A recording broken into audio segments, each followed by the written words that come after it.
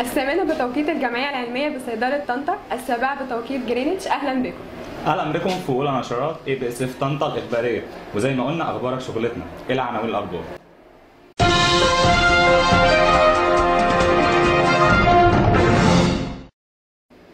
العثور على أسوأ صوت في كلية صيدلة من خلال السوشيال أولمبيكس. فايترز لجنه CE يقتحمون تحت الكوبري. أعضاء الجمعية يبلبطون في اسكندرية. الOC عايزين مقصات. تريبل BD عاد إليكم من جديد. قسم الأورجانيك يتبرع بالدم. إلى تفاصيل النشر.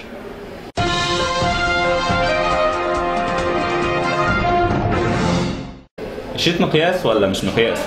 تكاثرت الأقاويل في الحتة دي. لكن اللي احنا أجمعنا عليه إننا عايزين نغير جو. TBSS أولمبيكس هي الحل. لجنة السوشيال نظمت يوم كبير فوق الكوبري عبارة عن مسابقات مختلفة لأعضاء الجمعية. المسابقات دي كان منها مسابقة عن الأكل وعبر مين أدت، وده كله كان عادي. اللي مش عادي بقى إننا اكتشفنا أخيرا أسوأ صوت، مش بس في الجمعية، ده على مستوى الكلية كلها. لمعلومات أكتر عن اليوم معانا مراسلنا أحمد سالم. أحمد؟ نعم آية، أسمعك جيدا؟ نعم. معانا أحد المشاركين في مسابقة أوحش وأزفت صوت في السوشيال أولمبيكس. تحب تقول إيه؟ حسبي الله ونعم الوكيل. شكرا. لجنة التحكيم الجميلة جدا، تحبوا تقولوا ايه للمشتركين اللي يقرفوا اللي معانا النهارده؟ لا صوته بصراحة ما يتسمعش. لا علي صوتك، وطي صوت التلفزيون واسمعني من التليفون. صوته ما يتسمعش الصراحة. الحمد لله. لا في منهم أصوات تحفة. زبالة. صوته رديء. شكرا آية، نعود إلى الاستوديو مرة. شكرا لك أحمد. لجنة السوشيال كمان كملت نشاطها الأسبوعي في الجيرلز كلاب والإنجلش كلاب والتالنت كلاب، واللي دايما بتجمع أعضاء الجمعية بشكل عام لحضور الكلاس. بروجكت فيك فايترز اللي بتنظمه لجنة CE عمل سيشن جديدة يوم الاثنين 6/4. الفايترز ناقشوا فيه مواضيع مهمة لها اعتقاد غلط وشائع بين الناس، وده هدفهم عموما. المواضيع كانت عن الزهايمر والبيبي هيلث والكود. فايترز لجنة CE اقتحموا تحت الكوبري عشان يعملوا بروموشن قوي جدا يبدأوا بيه نشاط اللجنة من بعد الشيت. لتفاصيل أكتر من قلب الحدث معانا أحمد سالم تاني. أحمد، هل تسمعني؟ نعم محمود، أسمعك بوضوح. نحن الآن تحت الكوبري من بروموشن CE. معنا الآن آية رفقي، تشير بيرسون CE. مرحبا آية. ازيك؟ عاملة إيه يا آية؟ الحمد لله. تمام. ممكن تشرح لنا النهارده اليوم إيه فكرته؟ احنا بنعمل بروموشن او دعايه عن لجنه الكونتينيوس اديوكيشن او التعليم الصيدلي المستمر. فكرتها ببساطه احنا بنتكلم عن فكره الفيك فايترز، بس احنا بنقول فايت ذا فيكس، حاجه كده رمزيه ان احنا بنلبس جلافز، بنحط ايدينا في الوان، وبس بنعمل زي ستيجما كده على ان احنا بنحارب كرمز، يعني ان احنا بنحارب المعتقدات الصحيه والدوائيه الغلط. PM او البروفيشنال مسج هي فكرته كلها انه احنا بنحاول ان احنا نعلي او نزود من المهارات التقديميه او البرزنتيشن سكيلز بتاعت الناس. هنا الشجره دي بقى الناس المفروض بتكتب ايه الحاجات اللي هم عايزينها او ايه الحاجات اللي نفسهم يتعلموها في الPM. TBSS هي بقى فكرته ان احنا بنحاول نعلي من المهارات الكريتيكال ثينكينج او التفكير النقدي، وكمان بنحاول ان احنا نعلي من التفكير التحليلي كمان الناس من خلال ايه ان احنا بنعمل سيشنز كده لطيفه كل اسبوعين برضو. المفروض ان احنا بنقول للناس او بنعمل مواضيع معينه مش مطروحه قوي على مسامع الناس او ما بيتكلموش فيها. المسؤوله سند الكونتينيوس اديوكيشن كله بتعرف الناس اصلا بفكره الكونتينيوس اديوكيشن ككل. دي كلها بس افرع من الايفنتس او من البروجكتس بتاعتنا. بس ده كل الموضوع. شكرا آية رفقي. نعود محمود مرة أخرى. شكرا لك أحمد ونعيما يا معلم. فاصل إعلاني ونعود إليكم مرة أخرى. ابقوا معنا.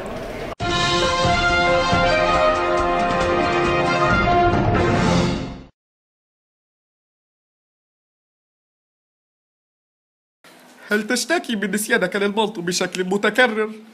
هل تعاني من اتساخ البلطو في كل سيكشن؟ هل تعاني من اضطرابات نفسية حادة قبل امتحان العملي؟ في الواقع إنها مشكلتك وسنقوم بالاحتيال عليك. إليكم الحل السحري، البلطو المتميز 7 في 1. إنه رائع للغاية، يمكنك أن تجلس عليه في أي مكان. يمكنك أيضا أن تستخدمه ضد أشعة الشمس الحارقة أو لتنظيف يدك قبل الأكل وبعده. البلط السحري يأتيك بفتحتين جانبيتين للتهوية. جيب أمامي وحزام خلفي ليداعبك به زملائك في المعمل. كنت أعاني قبل ذلك من سرقة بلطواتي وسرعة اتزاخهم، لكن بعد استخدامي للبلط السحري لسه بيصيروا الصراحة، لكنه فعلا رائع. كنت أعاني من فرهدتي في كل سيكشن، لكن فتحات تهوية هذا البلط أتاحت لي فرصة استعادة طاقتي لاستكمال العمل. الحياة حقا اختلفت. كل ذلك وأكثر يأتيكم بسعر رائع، فقط 39 جنيه 99 قرش زائد مصاريف الشحن. والمفاجأة، إذا اشتريت أكثر من 2 بلطو ستحصل على شاحن سامسونج هدية. بادروا بسرعة الحجز قبل نفاذ الكمية.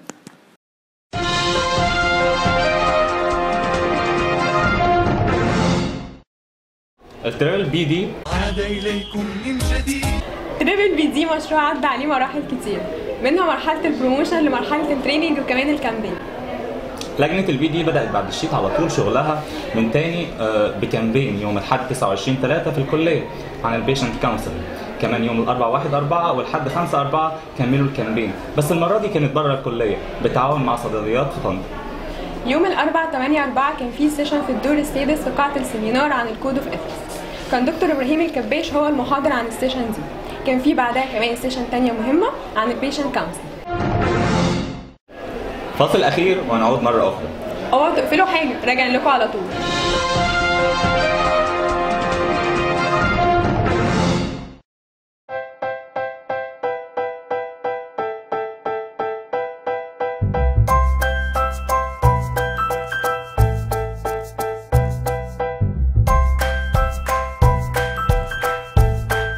البلطو بنمسح بيه السلم قبل ما اقعد عليه. بلبسه في السكشن.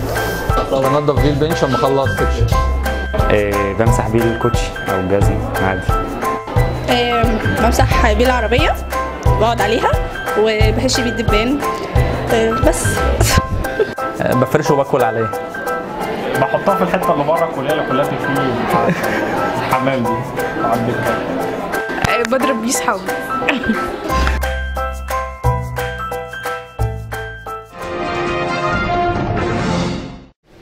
اهلا بيكم مره تانية.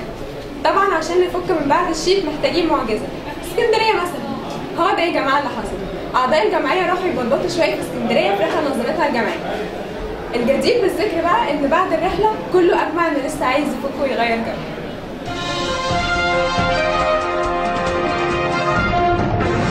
وسيز الجمعيه يوم الثلاث 7/4 عملوا بروموشن عن الانترناشونال بايو كامب.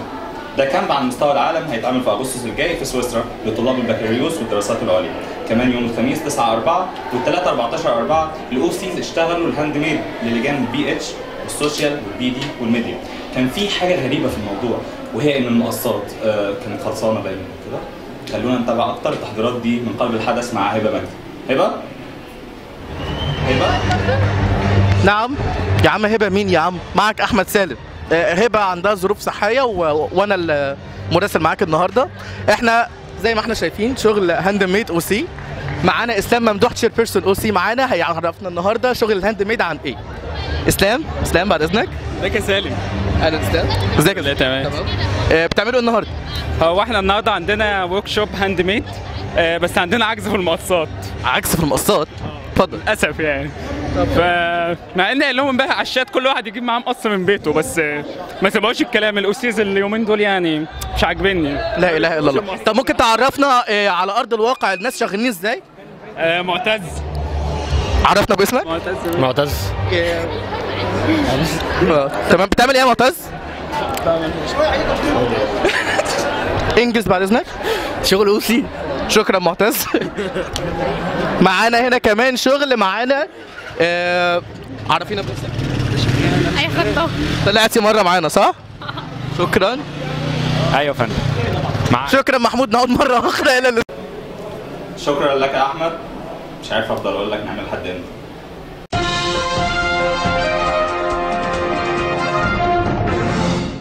ونرجع مرة تانية مع آخر أخبار النشرة من لجنة البي اتش. بالتعاون مع الجمعية العلمية في كلية طب طنطا المشهورة بTSSA، اللجنة نظمت حملة في المجمع الطبي بعنوان Women Around the Clock. ويوم الأربعاء 15/4 اللجنة نظمت حملة قدام علوم وقدام كلية صيدلة للتبرع بالدم. احنا تحت الكوبري يا جماعه من حمله البلاد دونيشن لجنه الPH. معانا تشير بيرسون PH عمرو نجم. ازيك يا عمرو؟ اهلا بحضرتك. كلمني عن فكره الحمله بتاعتك النهارده. فكره الحمله ان احنا نزرع عن الناس التبرع الدائم ونزرع عندهم فكره التريبل افكت. تمام. وده كان طبعا احنا جهزنا الحمله من خلال تيم كان يترأسه كوردينيتورز طبعا، والفايس بتاع اللي مبهدله طول السنه الكوردينيتورز عبد العظيم واسماء كامل. تمام. كابتن شلبي. امنيه كلميني عن التحضيرات بتاعت اليوم النهارده. النهارده اصلا عملنا الاول اونلاين كامبين الاول عشان نجهز نطلع الافكار بتاعت الحمله، وكان في ورك شوبس امبارح كانت عن الحمله الساعه 10:30 والناس حضرتها، وبعدين اشتغلنا في الهاند ميد طلعنا فيها الشغل الهاند ميد ده. النهارده بدانا الحمله من الساعه 10 والناس الناس تنزل توعي الناس وتعمل، وناس جت ان شاء الله الحمد لله واستجابت. وجمعنا 57 كيس بس كانت نسبه كويسه الحمد لله. في بقى ايام حمله بقى. اسماء كلمينا عن النزول بتاعكم تاني هنا في الحمله، وايه خطتكم على الايام الجايه؟ ان شاء الله هننزل الايام اللي جايه. يوم الاحد اللي جاي هننزل في قريه نواج، وهننزل برضو المدرسه اللي هناك. بعد كده عندنا هننزل يوم الثلاث اللي بعدها هننزل في نادي طنطا الخميس من 5 ل 7، وهننزل يوم الجمعه اللي بعده هننزل في نادي البلديه بتاع المحله. PRD Bills من قلب الجمعية العلمية. نواكب معكم أخبار البلاد دونيشن. معنا أحد أغمى عليهم في الحملة. مساء الخير. بس يا ابني لا. ألف سلامة بقاء لله. تحبي تقولي إيه؟ قولي أي حاجة. قولي كلمة للمشاهدين. عادي يا جماعة، بص عادي أغمى عليا عادي يعني. طب تحبي تقولي إيه للناس اللي بيتبرعوا بالدم؟ عادي تبرعوا ويغمى عليك، ايه المشكلة يعني؟ هيغمى عليك انت بدل ما واحد غيرك هيموت. أول مرة تتبرعي يا ميار؟ آخر مرة تتبرعي يا ميار؟ شكرا. نعود مرة أخرى للاستوديو. ايه علاقة قسم اورجانيك بحملة التبرع بالدم؟ خلونا نشوف في التقرير الصغير ده. السلام عليكم. معانا لقاء مع أحد المتبرعين، بس عايزين نلحقه بسرعة عشان عنده سكشن. السلام عليكم دكتور هيثم. عليكم السلام. احساسك ايه بعد ما اتبرعت بالدم يا دكتور هيثم؟ انا شايفك حلو. بجد؟ شايفني حلو؟ تصوير بجد ولا هزار؟ تصوير بجد. الحمد لله. الحمد لله. تحب تقول ايه للشباب عشان يتبرعوا بالدم؟ تجربه حلوه. وايه كمان؟ ومفيده ليك ولغيرك. بتنظف دمك اولا، ورقم 2 غيرك علشان يستفيد منك ويدعي لك ربنا يكرمك كده وما تتخبطش في حادثه ولا في حاجه. اول مره تتبرع يا دكتور؟ ثالث مره تقريبا. ناوي تتبرع تاني؟ بعد المده المسموح بيه ان شاء الله يعني. شكرا يا دكتور. نرجع مره اخرى للاستوديو.